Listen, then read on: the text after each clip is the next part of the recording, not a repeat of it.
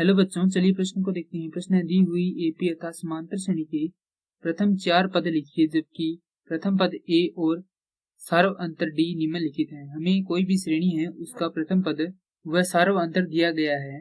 प्रथम पद है 10 और सार्व अंतर है 10। हमें वह श्रेणी के प्रथम 4 पद ज्ञात करने हैं।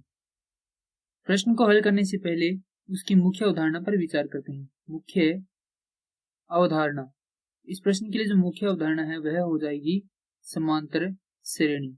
अर्थात हम यहाँ पर समांतर श्रेणी की परिभाषा पर विचार करेंगे कि समांतर श्रेणी की परिभाषा क्या होती है।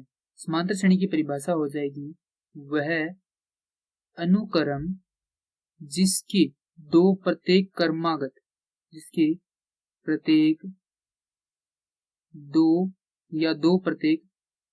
क्रमागत पदों का अंतर समान रहे तो वह श्रेणी समांतर श्रेणी कहलाती है। अगर इसके रूप के बारे में विचार करते हैं तो इसका रूप हो जाएगा ए प्रथम, द्वितीय, तृतीय, इसी प्रकार अन्वय पद तक चलती है।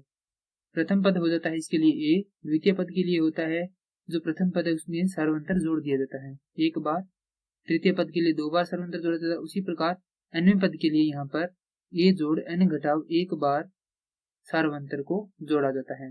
अतः जो nवां पद है उसके लिए सूत्र हो जाएगा an बराबर a जोड़ n घटाव 1 गुना में d। अब चलिए प्रथम पद के बारे में विचार करते हैं। तो प्रथम पद का अर्थ होता है पहला पद, अर्थात यह है a। हमें प्रश्न में प्रथम पद दिया गया है 10। अब हमें दिया गया है सार्वंतर d बराबर 10।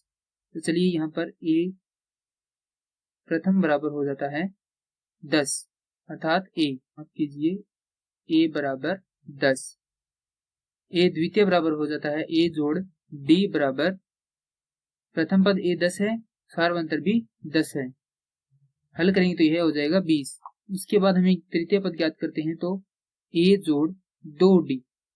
तो यहाँ पर इसे हल करेंगे तो 10 प्रथम पद है जोड़ 2 गुना में 10 सार्वंतर है।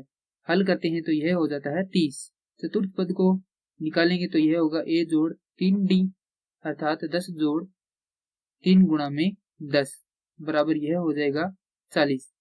अतः श्रेणी के जो प्रथम 4 पद हैं वह निम्न रूप से हैं।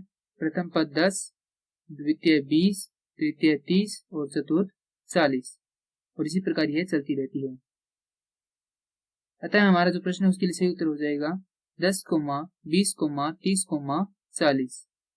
मैं आशा करता हूं कि यह प्रश्न आपको समझ में आया होगा। धन्यवाद।